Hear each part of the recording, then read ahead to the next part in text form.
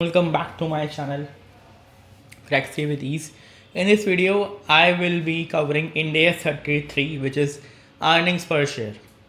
So इसमें ही हम illustration से starting करते हैं and we will be covering illustration 1 and starting out from this only, right? So ABC Limited issues 9% preference shares of fair value of rupees 10 each on 1st April 2021. जो ABC limited मेरी company है वो issue करती है 9% क्या preference shares, वो भी fair value पे 10 रुपये का एक शेयर है मेरा 1 अप्रैल 2021 को। जो मेरे को टोटल वैल्यू दे रखी है इशू की वो कम लगभग 10 लाख रुपीस दे रखी है, रुपीस 10 लाख रुपीस 345। देखो 10 लाख रुपए के फेयर वैल्यू के मैंने क्या है इशू करे हैं और फेयर वैल्यू 10 रुपये एक है, तो 1 लाख रुपए मैंने क्या है इशू करे हैं preference share. The shares are issued for a period of 5 years and would be redeemed at the end of 5th year. जो शेयर्स है मैंने 5 साल के पीरियड के लिए इशू करे हैं और at the end of 5th year में उसको क्या रिडीम कर लूंगा।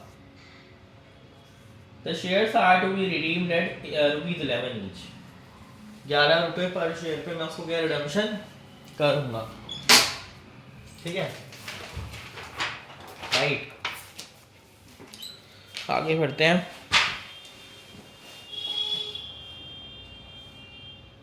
At the end of the year 3, that is on 31st March 2024, company finds that it has earned good returns than expected over last 3 years and can make the redemption of preference shares early.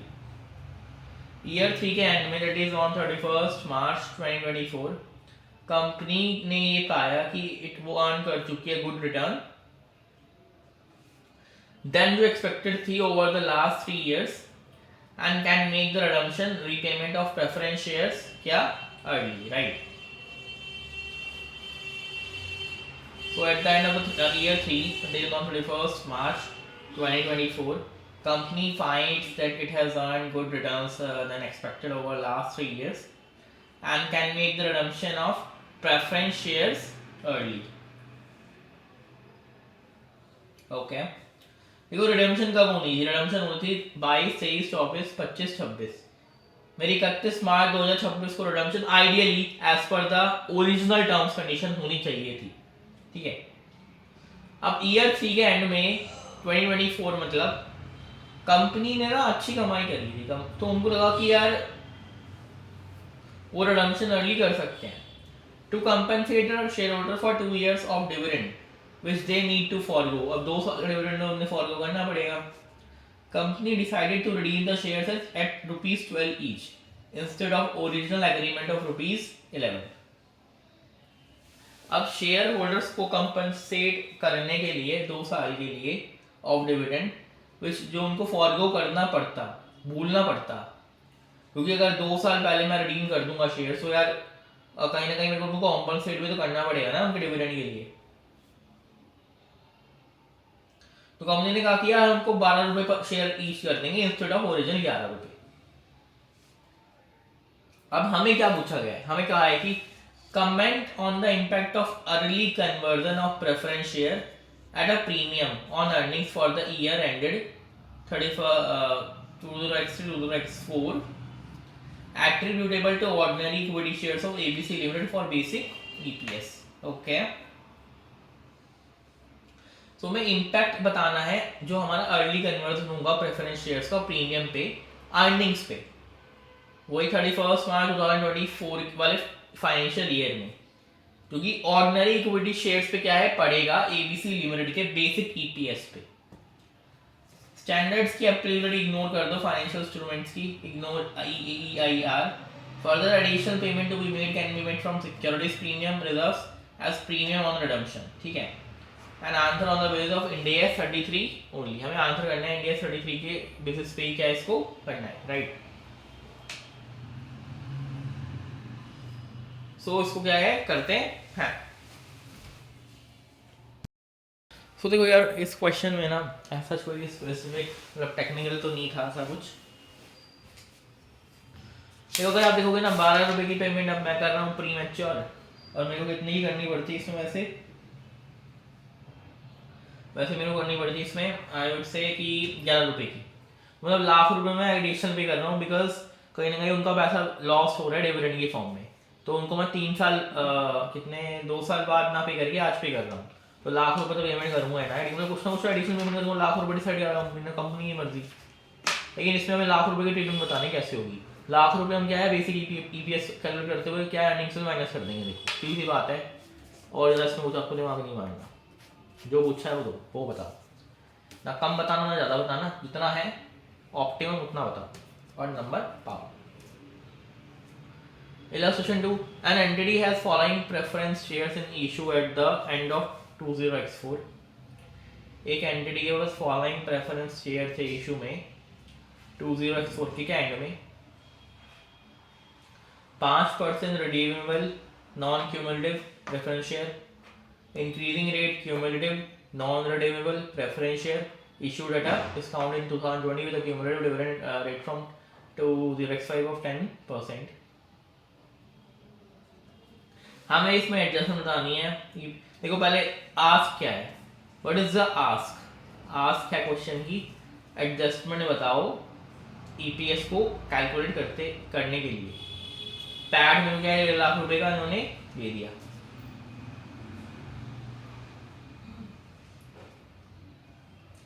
सो देखो सबसे पहले तो हमें इसमें दे रखा है 5% redeemable non cumulative क्या है प्रेफरेंस शेयर मेरे को दे रखे हैं, ठीक है, नॉन क्यूमुलेटिव प्रेफरेंस शेयर दे रखे हैं। जो ये शेयर है ना ये क्लासिफाई करे गए थे लायबिलिटीज की तरह, ये इन शेयर को मैंने लायबिलिटीज की तरह क्या क्लासिफाई करा था। During the year itself an amount of 1 lakh rupees was paid to the preference share holder. और जो कंप्यूट करा है मैंने कूपन रेट ऑफ 5% से करा है, मतलब 20 लाख इंटू 5%, ठीक है। चलो ठीक है फिर आगे बढ़ते हैं। सेकेंड है हमारा increasing rate cumulative non redeemable preference share issued at discount in 2020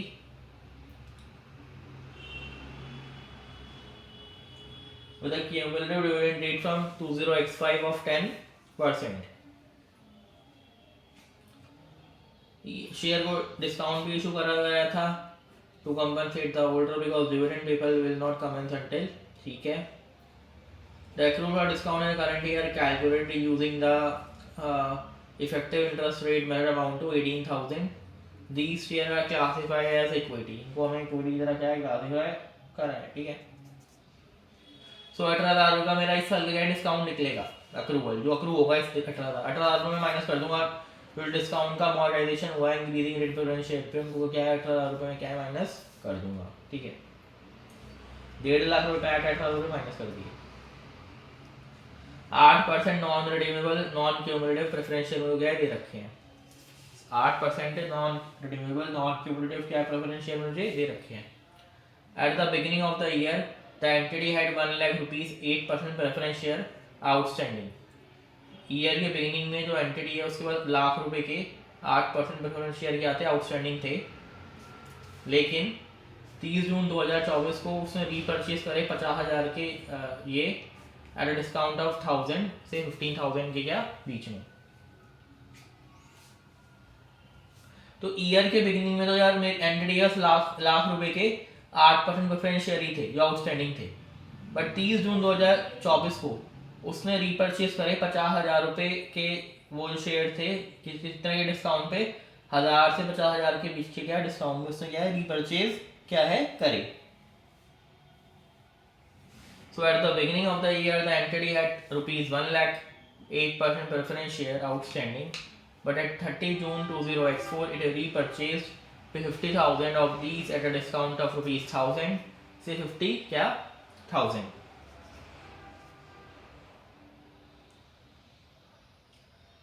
fourth point would be 7% convertible preference share जो कन्वर्ट करे गए थे ईयर में। These shares were classified as equity until their conversion into ordinary share at the beginning of the year. No dividend was accrued in respect of the year, although the previous year dividend was paid immediately prior to conversion. To induce conversion, the terms of the conversion of 7% convertible preference share were also क्या है amend करी गई. And the revised scheme terms entitled the preference share to an additional 100 ordinary shares on conversion with a fair value of क्या 300 क्या रुपए, with a fair value of 300 क्या rupees. ठीक है, तो हमें बताना क्या है, हमें बताना है एडजस्टमेंट बतानी है हमें. हमने एडजस्टमेंट बताना कौन सा देखते हैं, तो इसमें यार पॉइंट वाइज मतलब पॉइंट बाय पॉइंट क्या है कवर करेंगे हम लोग. And let's see this question right, क्योंकि इसमें हमें स्लो होना पड़ेगा राइट. देखो 1.5 लाख रुपए का मेरा गैस में पैड दिया हुआ है जो कि क्वेश्चन के लास्ट में हो गया मैंने. इतना यहाँ तक क्लियर है. एक स्टेप आगे बढ़ेंगे हम, which is the first step. देखो ये वाला जो स्टेप है ना, हम पॉइंट बाय पॉइंट चलते हैं. 5% redeemable non cumulative preference share हमें दे रखे हैं. इनको हमने लायबिलिटी की तरह क्या है क्लासीफाई करा है. इनको हमने लायबिलिटी की तरह क्या है क्लासीफाई करा है राइट. अब हमने इस साल 1 लाख रुपए इसकी पेमेंट करी प्रेफरेंस शेयर होल्डर को. 5% का ओपन रेट था, 20 लाख रुपए के थे ये, तो फेस वैल्यू थी और 1 लाख रुपए मेरा क्या निकल के आ गया. अब जो 1 लाख रुपए पेमेंट करिए, आपको लग रहा होगा कि हम इसको 1 लाख रुपए को पैट में से माइनस करेंगे. ना बाबा ना, यही आपको पॉइंट ध्यान देने वाली बात है. जब भी मैं कोई लायबिलिटी शो करता हूँ, ये मेरा एप्रोप्रिएशन ऑफ प्रॉफिट नहीं है. हमने ना 11th में एक चीज पढ़ी थी पार्टनरशिप अकाउंट्स में. There are 2 accounts which are maintain. One is profit and loss account, second is appropriation of profit, profit का एप्रोप्रिएशन. ठीक है, प्रॉफिट एंड लॉस अकाउंट में मैंडेटरी चीजें जाती रही, इनकम जो मेरी हुई है, एंड प्रोविजन बनता था जो मेरा मैंडेटरी है. बट क्या मैं उसमें पार्टनर का शेयर दिखाता ना. सिमिलरली लायबिलिटी ना, देखो लायबिलिटी क्या है, देखो जो मेरा प्रेफरेंस शेयर होल्डर है वो शेयर होल्डर है, तो बचा कुचा उनको मिलता है, उनको कंपल्सरी चीजें नहीं मिलती. they have a residual interest, residual, right? That's why they are equity, they have a equity, right? अब यहाँ पे ना वो एक उनको लायबिलिटी की तरह शो कर रहा है. मतलब मैंने 1 लाख रुपए ऑलरेडी चार्ज करके 1.5 लाख रुपए निकला है. 1 लाख रुपए ऑलरेडी चार्ज करके 1.5 लाख रुपए निकला है. आप ये समझो. देखो फोर्थ पॉइंट हमें दे रखा है कि third point, the dividend on the 5% preference share has been charge to the income statement. Income statement में 5% का डिविडेंड ऑलरेडी चार्ज हो चुका है.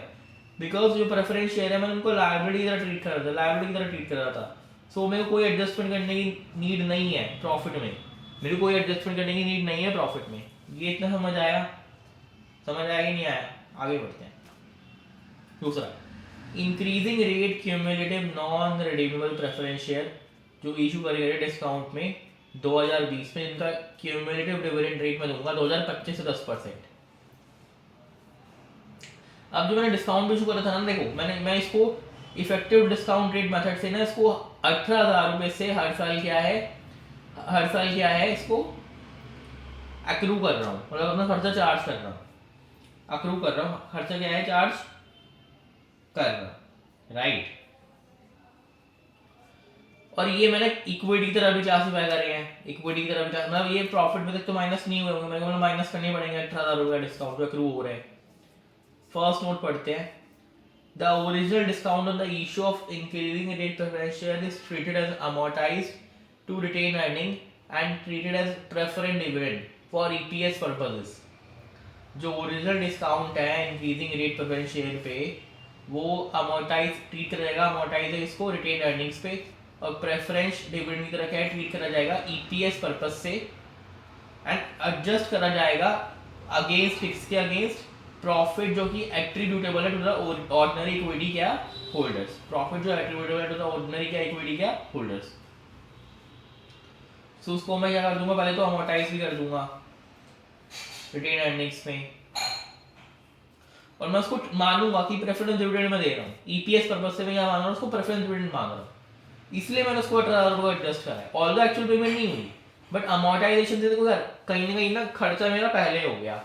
अब हम डेप्रिसिएशन क्यों चार्ज कर रहे हैं, क्या हमारा एक्चुअल कैश फ्लो थोड़ी ना हो रहा है. आउटफ्लो तो हो गया फर्स्ट ईयर में, बट ओवर द ईयर मैं उस आउटफ्लो को दिखा रहा हूँ by the way of depreciation, ताकि मैं उसको एकदम अपना बर्डन ना डाल के पीएनएल पे ईयर बाय ईयर उसको क्या है चार्ज करूँ। सिमिलरली ऑल दो मेरा आउटफ्लो नहीं हुआ है, ऑल दो मेरा आउटफ्लो क्या है नहीं हुआ है, बट इसको मैं एज अमोर्टाइजेशन शो कर रहा हूँ बिकॉज ताकि इसको प्रेफरेंस डिविडेंड कर रहा हूँ दिखा सकूँ मेरा आउटफ्लो हो सकता है ईयर 1 में हुआ है, मैंने डिस्काउंट पे इशू क्या है करे हो इसको। There is no adjustment in respect of, देखो डिविडेंड के रिस्पेक्ट में तो एडजस्टमेंट कोई होनी ही नहीं है, क्योंकि वो डिविडेंड कब से कमेंस होगा 2025 से, और अभी अभी कहाँ पर है 2024 में है, तो पहले थोड़ी ना दिखा दो यार पेमेंट, ठीक है।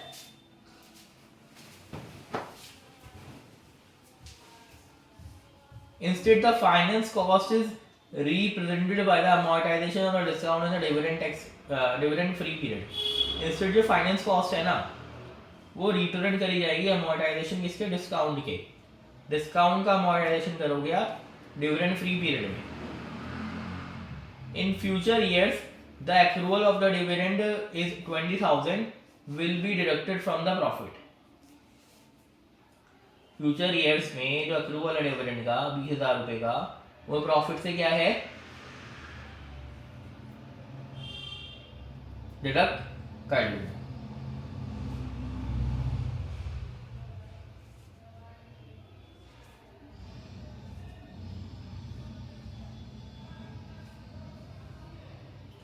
अभी तो अमोर्टाइजेशन हो गया, फ्यूचर में क्या करूंगा, फ्यूचर में क्या करूंगा डिविडेंड करूंगा, तो ठीक है, तो बात की बात है, तो आई होप इतना वो क्लियर होगा।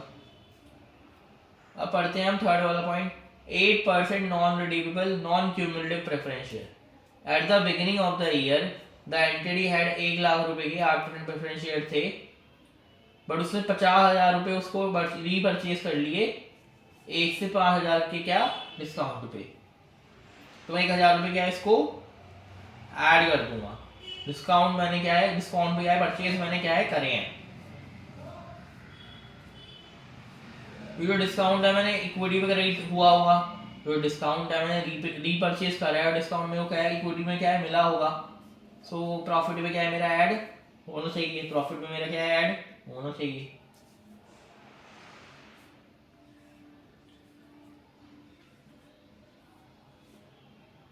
ठीक है, अब these shares were class 7% non convertible preference share, इनको इक्विटी का क्लास करता है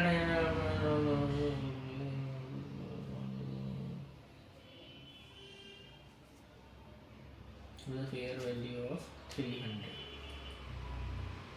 ठीक है। तो देखो 7% क्यूमुलेटिव कन्वर्टेबल प्रेफरेंस शेयर थे जो कि कन्वर्ट करे गए थे ईयर में, ये शेयर्स इक्विटी की तरह क्लासिफाई करे गए थे अंटिल जो उनका कन्वर्जन है वो ऑर्डिनरी शेयर्स में हुआ, किसमें ईयर के बिगिनिंग में, कोई डिविडेंड एक्रू नहीं था ईयर के रिस्पेक्ट में, हालांकि पिछले साल का जो डिविडेंड था वो इमीडिएटली पे कर दिया गया था प्रायर टू क्या कन्वर्जन, हालांकि जो पिछले साल का डिविडेंड था वो मैंने इमीडिएटली पे कर दिया था प्रायर टू कन्वर्जन। कन्वर्जन को इंड्यूस करने के लिए जो कन्वर्जन की टर्म्स हैं 7% की कन्वर्टेबल प्रेफरेंस शेयर्स की, वो भी क्या है अमाइंड करी गई थी, वो भी क्या है अमाइंड करी गई थी, एंड जो रिवाइज टर्म्स है उसने प्रेफरेंस शेयर होल्डर को, रिवाइज टर्म्स ने प्रेफरेंस शेयर होल्डर को क्या है इंटाइटलमेंट दी कि उनको एडिशनल क्या है 100 ऑर्डिनरी शेयर्स मिलेंगे कन्वर्जन पे, 100 ऑर्डिनरी शेयर्स मिलेंगे कन्वर्जन पे, इनकी फेयर वैल्यू क्या होगी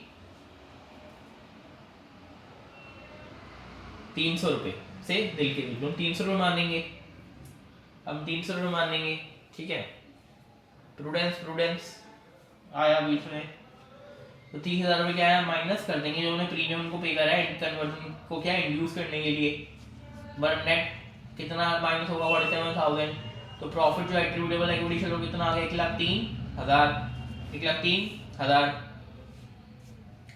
तो कोई जरूरत नहीं है dividend on the 8% preference share because they are non cumulative, ये नॉन क्यूमुलेटिव है, ये डिविडेंड डिक्लेयर होता तो डिडक्ट करा जाता, because the shares are traded as equity and dividend would have been charged to equity, dividend कोई declare ही नहीं होता उसको ये तो माइनस करेंगे ही नहीं कोई, ये नॉन क्यूमुलेटिव है मेरे यहाँ पे, ये तो पॉइंट उन्होंने कवर कर दिया। जो 7% प्रेफरेंस शेयर है कन्वर्टेबल है एंड करेक्टली इनको क्या है इक्विटी की तरह क्या है क्लासिफाई मेरा करा गया है, अकॉर्डिंगली जो मैंने एडिशनल अमाउंट पे करी है, एडिशनल अमाउंट जो पे करी है 30,000 रुपये कन्वर्जन को इंड्यूस करने के लिए इक्विटी शेयर कैपिटल में, एंटिटी अर्निंग में या एसपीआर में, एज अ केस में भी जो है एक्सेस अमाउंट है ये तुमने पे करी है, वो मैं इसमें से माइनस करूंगा 30,000 रुपये, इसमें माइनस करूंगा नेट प्रॉफिट में से, ताकि तो किस में से माइनस करूंगा, नेट प्रॉफिट में से, नेट प्रॉफिट में से, क्योंकि मैंने इंड्यूस करने के लिए उसको पेमेंट करी है प्रीमियम को, उसको कन्वर्जन में, ठीक है।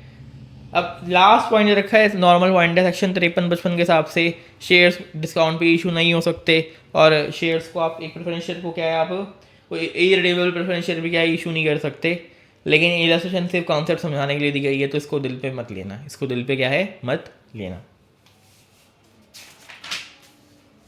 अब इलस्ट्रेशन 3 पे आते हैं, इलस्ट्रेशन क्या है 3 पे आते हैं, which is है कि following is the data for company XYZ in respect of number of equity share during the financial year 20x1 x2। हमें डेटा दे रखा है कंपनी XYZ का, किसके रिस्पेक्ट में, नंबर ऑफ इक्विटी शेयर के क्या रिस्पेक्ट में, कौन से फाइनेंशियल ईयर के ड्यूरिंग 20x1 20x2।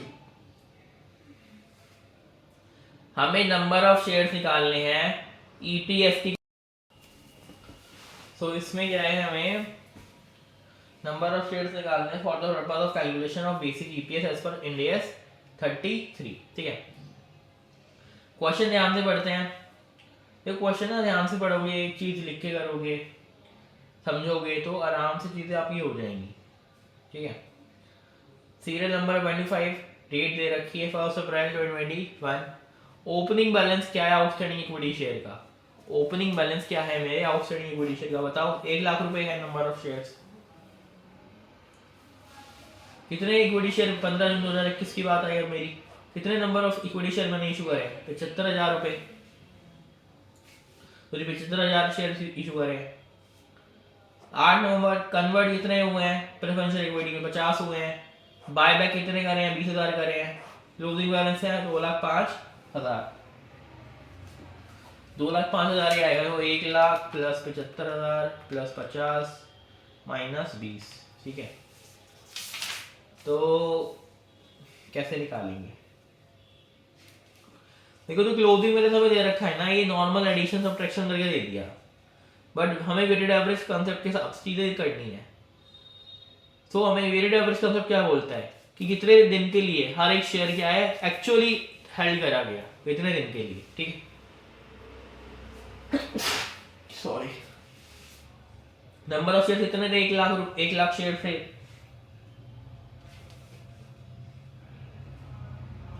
कितने दिनों के लिए आउटस्टैंडिंग था, 365 दिन के लिए, तो ये तो 1 लाख शेयर से क्या आएंगे, क्योंकि ओपनिंग में है। देखो 15 जून को देखो कितने थे इक्विटी शेयर, 75,000 इशू करे, कितने दिन के लिए आउटस्टैंडिंग थे, देखो अप्रैल मई जून, अप्रैल में 30 दिन, मई में कितने 31 जून के 15 दिन,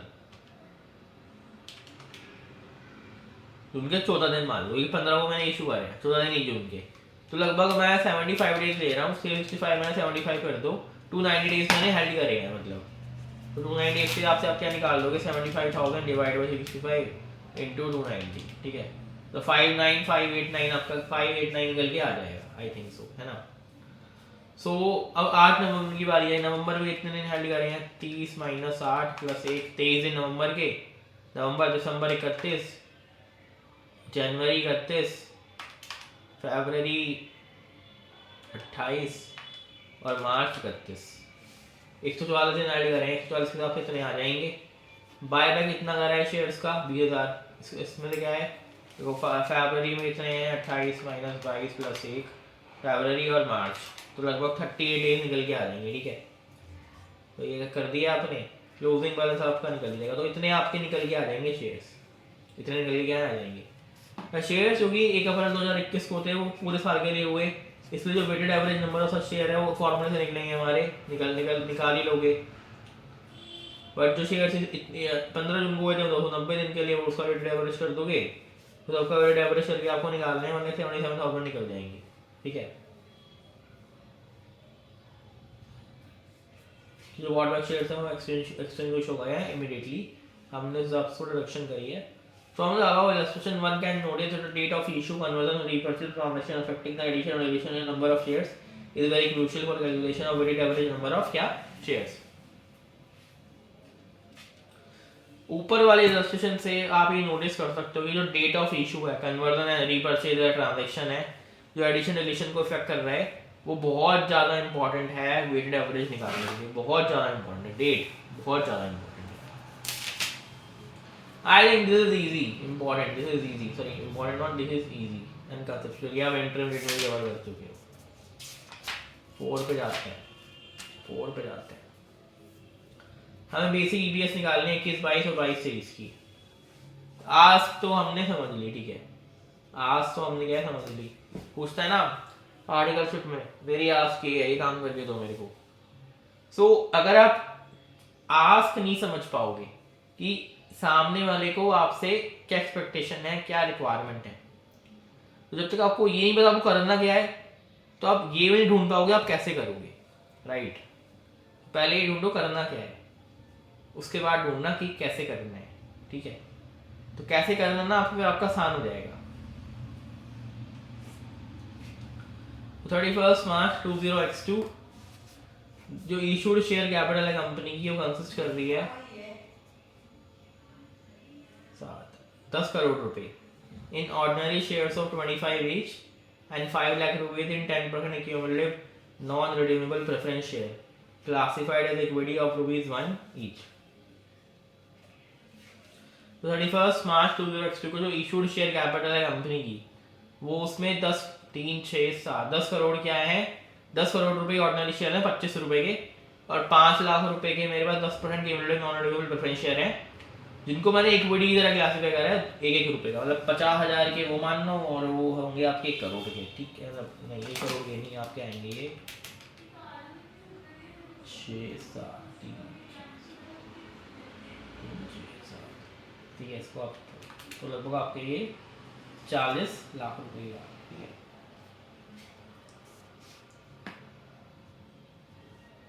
ठीक है.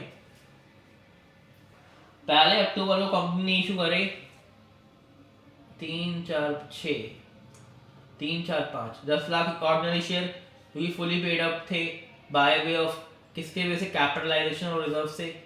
इन कौन से प्रोपोर्शन में 1:4 for the year ended 31 March 20x3. Profit दोनों साल का आपको मिल गया. प्रॉफिट क्या है आपको दोनों साल का क्या है मिल गया है. x1 x2 का प्रॉफिट है 4,50,000, x2 x3 का प्रॉफिट है 5,50,000. अब हम लोगों को ना इसमें बेसिक ईपीएस निकालनी है x1 x2 की एंड x2 x3 की. हम लोगों को क्या है इसमें बेसिक ईपीएस निकालनी है x1 x2 की और x2 x3 की. राइट. सो अब देखते हैं वो निकालते हैं x1 x2 and x2 x3. Right.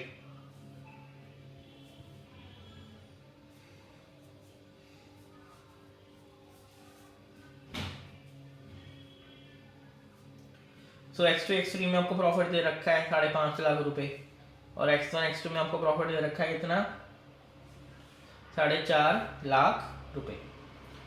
x2 x3 में प्रॉफिट कितना है 5.5 लाख रुपए, x1 x2 में कितना है 4.5 लाख रुपए. ठीक है.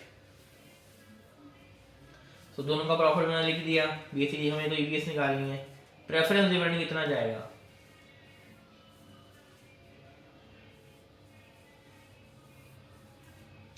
प्रेफरेंस डिविडेंड कितना जाएगा मेरा ये बताओ. प्रेफरेंस डिविडेंड जाएगा 50,000 रुपए का. 5 लाख का 10% कितना 50,000 रुपए, दोनों में माइनस कर दो. अर्निंग कितनी आ गई, अर्निंग कितनी आ गई, इसमें 5 लाख, इसमें 4 लाख. अब नंबर ऑफ शेयर्स क्या है इशू फॉर फुल ईयर, वो मेरे लगभग 40 लाख रुपए शेयर से मैंने निकाले थे दोनों साल में. अब मेरी कैपिटलाइजेशन हुई थी 1 अक्टूबर 2024 को. 1 लाख शेयर्स की मैंने क्या कैपिटलाइजेशन करी थी रिजर्व्स की इशू करके शेयर्स को. ठीक है. मतलब मैंने ordinary share 10 lakh share issue कर दिए और कैपिटलाइज कर दिया किसको, रिजर्व्स को. मतलब मैंने एंट्री पास करी होगी reserves account debit to equity share capital. ठीक है. 1:4 के हिसाब से कर रहे हैं. मतलब वो निकल के तो आपको दिख ही रहा है यार. 4 करो इंटू 1, ठीक है। सो नंबर ऑफ शेयर कितने 5,000 आ गए आपके। तो अर्निंग पर शेयर तो आप निकाल ही लोगे यार, 10 पैसे 8 पैसे ऐसे करके आपकी क्या निकल के आ जाएगी।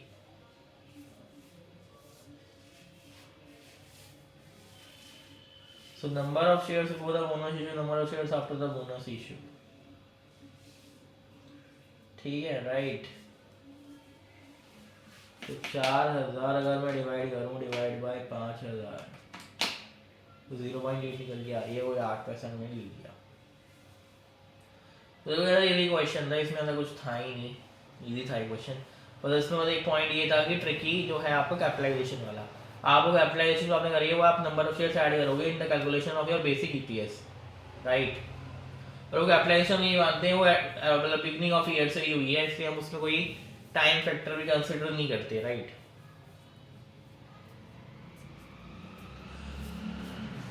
The comparative EPS for 20x1x2 can alternatively be calculated by adjusting the previously disclosed EPS in 20x1x2 in this example 10 पैसा by the following factor। सो वो तो वही दे रखा है उन्होंने, number of 4,000 divide by 5,000, bonus issue से पहले बोनस इशू के बाद, बोनस इशू से पहले 5 थे 4 थे बाद में 5 हो गए और 10 पैसे को डिवाइड कर दो तो वो आपकी x1 x2 की भी ऐसे भी निकल लो, तो दूसरा तरीका भी दे रखा है, आप ऐसे ऐसे ही निकाल लो, वो छोड़ो, ठीक है। ऑल्टरनेटिव वही फॉलो जब करना है जब आपको जो बेटर लगे, इजी लगे। 5वां देखते हैं, this is also easy and logical, पर इसमें कैपिटलाइजेशन वाला पॉइंट ध्यान रखना है, कैपिटलाइजेशन पॉइंट। एक्स लिमिटेड 1 जनवरी दे रखा है कितने 10 लाख शेयर्स इशू में है। आस्क देखो calculate the number of shares which should be used in the basic EPS calculation. तो मेरे को नंबर ऑफ शेयर्स निकालने हैं जो बेसिक ईपीएस कैलकुलेशन में क्या यूज होंगे। कंसिडर करनी पड़ेगी reporting date as December end, ठीक है। तो 10 लाख शेयर्स तो सही यार, ये तो क्या 1 जनवरी से 28 फरवरी, तो 2 महीने इंटू 4/3, देन फिर आपके 12 मतलब उन्होंने वैसे ले लिया। आप देखो मैं बताता हूँ, इसका सिंपल तरीका ये है, इसका सिंपल तरीका है ना, जैसे उन्होंने ले लिया कि एक पहले मैं जनवरी से ले रहा हूँ फिर 28 फरवरी तक जा रहा हूँ 2 महीने करके, उसको 4/3 से क्या मल्टीप्लाई कर रहा हूँ, ठीक है। देन फर्स्ट बेसिकली 1 मार्च से 31 अगस्त तक के ले रहा हूँ, ये बोनस इशू हुआ है। 1 शेयर फॉर 3 शेयर क्या हेल्ड, 1 शेयर फॉर 3 शेयर क्या हेल्ड,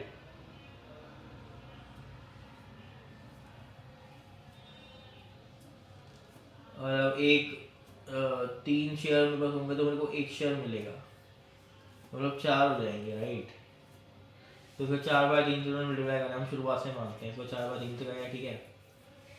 तो मतलब मेरा जो हो गया शेयर कितने हो गए, मेरे हो गए 16 लाख शेयर, ठीक है। तो 16 लाख शेयर 1 सितंबर 30 नवंबर तक ले लिया, 1 सितंबर 30 नवंबर 16 लाख इंटू 3/12 3/12 कर दिया। 1 दिसंबर से 31 दिसंबर ले लिया, फिर वो मेरे 2.5 लाख शेयर और उड़ गए थे, 2,10,000 इंटू 1/12, तो ऐसे आपकी नंबर ऑफ शेयर्स क्या निकल के आ जाएंगे। आप इसको सिंपल ऐसे भी कर सकते हैं जैसे आपने सॉरी इलस्ट्रेशन में करा था, इलस्ट्रेशन नंबर 4 में 3 में ऐसे करा था, वैसे भी कर सकते हो, ऐसे ट्राई करना, वैसे ट्राई करना, तो सेम S3 है, इसमें कुछ अलग नहीं है, तरीका से कर दिया मैंने। 6 से देखते हैं, 6 इज अ इंटरेस्टिंग क्वेश्चन लग रहा है, right. Then we have comes to 7, we come to 7 and 8. 6 क्या रहा है, at 31st December 2021 जो इशूड शेयर कैपिटल है कंपनी की वो 1.8 मिलियन ऑर्डिनरी शेयर से 10 रुपये ईच के फुली पेड है, मतलब लगभग 18 मिलियन, मतलब मैं बात करूँ 1.8 इंटू 10 लाख, ठीक है। तो लगभग 18 लाख मेरे क्या हैं, 18 लाख रुपए के मेरे क्या हैं शेयर्स हैं। तो लाख प्रॉफिट दे रखा है दोनों ईयर्स का अलग अलग, एक में कम एक में ज़्यादा। 31 मार्च 2022 को कंपनी ने राइट इशू करा है 4 के बदले 1 30 रुपए में। मार्केट प्राइस शेयर्स का immediately before the right issue दे रखा है 60 रुपये।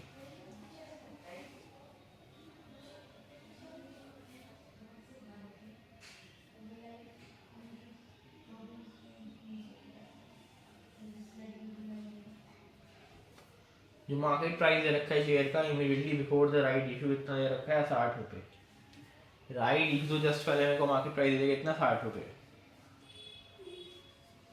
हमें ईपीएस निकालनी है, हमें क्या है ईपीएस निकालनी है, ठीक है।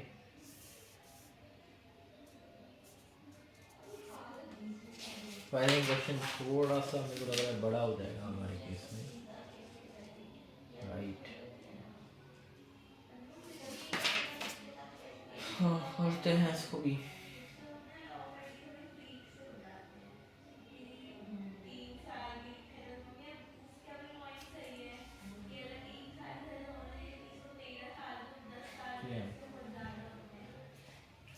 तो थ्योरेटिकल एक्सरसाइज प्राइस निकलेगा, मतलब ऐसी इंटरमीडिएट वाली चीज़ें ही होंगी इसमें। देखते हैं इसको भी, ट्राई करो फिर करते हैं। तो सर इस इलस्ट्रेशन का आंसर भी देखते हैं। देखो इसमें ना जो सीए इंटरमीडिएट वाला कॉन्सेप्ट है कुछ भी अलग नहीं है। हमें ना weighted average number of share निकालने हैं। अब weighted average number of share तो हमें निकालने, बट इसमें हमें बोनस एलिमेंट भी दे दिया, प्लस कहीं ना कहीं मेरे को सॉरी हमें दिया राइट इशू। अब राइट इशू कर दे तो उसमें बोनस एलिमेंट का केस होगा, वही वाला क्वेश्चन है ये, ठीक है। तो देखो यार हमारी इनिशियल शेयर होल्डिंग 4 की थी, मान लो मैं ले रहा हूँ। अब हर 4 के बदले हमें 1 मिला है, 4 के बदले 1 मिला तो हमारी टोटल होल्डिंग कितनी हो गई, 5 हो गई। अब राइट इशू से पहले मेरा मार्केट प्राइस था 60 रुपये, 30 रुपये की मैंने कॉस्ट दी, मतलब 30 रुपये मैंने राइट्स में दे दिए शेयर होल्डर्स को। तो थियोरेटिकल प्राइस में 270 रुपये का आ गया टोटल। तो अगर मैं एक्स राइट प्राइस निकालूँ, एक्सक्लूडिंग राइट प्राइस निकालूँ, 270 डिवाइड बाय 5 हो जाएगा, विच इज 54 निकल के मेरा क्या है आ जा ए का, ठीक है। I hope you got it. अब मेरे को ना इसमें ना बोनस एलिमेंट निकालना। देखो राइट से जो पहले वैल्यू थी 60 रुपये थी, और राइट के बिना जो वैल्यू है 54 रुपीज़, क्योंकि राइट से पहले वैल्यू 60 रुपये इसलिए थी कि कहीं ना कहीं शेयर होल्डर के माइंड में होता है वो राइट शेयर इशू होने वाले हैं, तो शेयर का प्राइस क्या बढ़ जाता है। तो कहीं ना कहीं राइट से इफेक्टेड है प्राइस, बट अगर विदाउट इफेक्टिव राइट वाला प्राइस देखो 54 है, ठीक है। तो जो बोनस एलिमेंट मेरा हो गया ना वो 10/9 का हो गया, मतलब हर एक 9 शेयर के बदले मेरे को 1 शेयर क्या है बोनस में मिला है, मैं ये मान लूंगा, विच अमाउंट्स टू 10 शेयर, ठीक है। अब ये ना बीच में उन्होंने दे रखा है, ज्ञान दे रखा है समझाने के लिए हमें, तो हमें ये चीज़ नहीं देखनी, हम डायरेक्टली जंप करेंगे अपने क्वेश्चन पे, विच इज़ यहाँ पे आंसर पे, यहाँ से शुरू हो रहा है हमारा answer. So number of actual share in the in issue before right, so 18 lakhs के है। राइट से पहले इतने शेयर 18 लैक्स से मैंने निकाले लिए थे। अब बोनस इशू कितने का है, हर 9 शेयर के लिए एक इशू में क्या है बोनस मांग रहा हूँ, तो 2 लाख रुपए का ओरिजिनल शेयर्स पे मेरा होगा, बोनस इशू निकलेगा, तो ये 20 लाख रुपए हो गए। बट मैं राइट के हिसाब से निकाला, देखो 18 लाख के मेरे शेयर्स थे, हर 4 के बदले मेरे को मतलब 5 मिले थे, तो 22,50,000 के मेरे शेयर हुए थे। अब 22,50,000 में से जो टोटल शेयर हुए तो 2.5 लाख के शेयर हुए एडिशनल जो मैंने दिए राइट में, जिसमें 2 लाख का जो उस राइट इशू में ना 2 लाख का मेरा बोनस का एलिमेंट है, 50,000 रुपये का मेरा क्या है राइट एक्चुअल जो है, ठीक है। वैसे अब उसका मैं क्या है, अब उसका मैं क्या है अपना वो निकाल दूंगा। तो बोनस को तो मैं ऐसे मानता हूँ मैं इनिशियल से मेरा कंसिडरेशन हुआ पे, मतलब इनिशियल से मेरे इशू हुए, तो 18 लाख तो मतलब वही मेरे 20 लाख तो मैं ऐसे मानूंगा 3 महीने के पूरे, तो 5 लाख निकल के आ गए, मतलब ये मैं वेटेड एवरेज कर रहा हूँ। फिर 22,50,000 को मैं 9 महीने मानूंगा रेस्ट ऑफ महीने, क्योंकि जून में मेरे हुए हैं इशू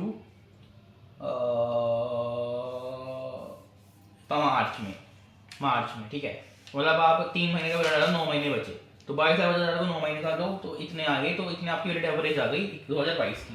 21 की आपकी रीस्टेटमेंट के लिए 20 लाख मैं मानूंगा, क्योंकि बोनस तो मैं मानता हूँ कि पिछले साल के फर्स्ट ऑफ उससे क्या है मेरे इशू हुए हैं 1 अप्रैल से पिछले साल के, ये रीस्टेटेड के लिए मांग रहा हूँ। तो प्रॉफिट दे ही रखा है, एवरेज आपने निकाल लिया, डिवाइड कर दो कि बेसिक ईपीएस आ जाएगी पैसे में। 21 की मेरी बेसिक ईपीएस आपको नॉर्मल वाली भी निकालनी है और रीस्टेटेड वाली भी निकालनी है, जैसे आप इंटर में निकालते थे, ये आप निकाल लोगे। और अब इन्होंने रीस्टेटमेंट का ना एक और फिगर बेसिकली वो दे दिया कि बोनस सेक्टर को आप क्या है कंसिडर बोनस सेक्टर का रेसिप्रोकल कर दो, आपका वो रीस्टेटेड निकल के आ जाएगा दो पिछले साल का। कैसे?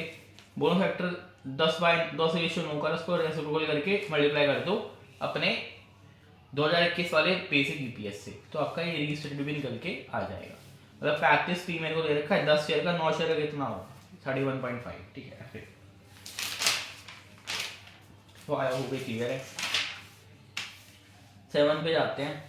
एंटिटी ए इशू में थे 25,000, बेसिकली 25,000 4 डिवेंचर मैंने इशू कर रखे हैं ₹1 की नॉमिनल वैल्यू के। जो डिवेंचर है वो कन्वर्टेबल है टू ऑर्डिनरी शेयर्स, किस रेट पे 1:1, वो भी किसी भी टाइम पे एंटिटी 20x9। जो एंटिटी की मैनेजमेंट है वो बोनस रिसीव करती है based on 1% of profit before tax. Entity की मैनेजमेंट है बोनस रिसीव करती है 1% ऑफ प्रॉफिट बिफोर टैक्स के बेसिस पे। मेरा प्रॉफिट बिफोर टैक्स 80,000 रुपये का, मैं पैट लूंगा वाली बात, तो पैट ले लिया 64,000 रुपये का। इंटरेस्ट कॉस्ट में रिडक्शन होगा कि वो डिवेंचर क्या है मेरे ऑर्डिनरी शेयर्स में कन्वर्ट हो जाएंगे 2029 में, तो इसलिए मैंने 1,000 रुपये क्या है मेरे ऐड हो जाएंगे, क्योंकि मेरी इंटरेस्ट कॉस्ट में रिडक्शन होगी। बट इंटरेस्ट कॉस्ट में मेरे को बेनिफिट भी देता है टैक्स एक्सपेंस का। अब इंटरेस्ट कॉस्ट मेरी कम होगी तो मेरा टैक्स एक्सपेंस बढ़ जाएगा, मतलब टैक्स एक्सपेंस का मेरा बेनिफिट जाएगा कितने का, 1,000 रुपये का अगर इंटरेस्ट 20% का मेरा टैक्स था तो 200 रुपये का मेरा बेनिफिट जाएगा, तो मैं माइनस करूँगा।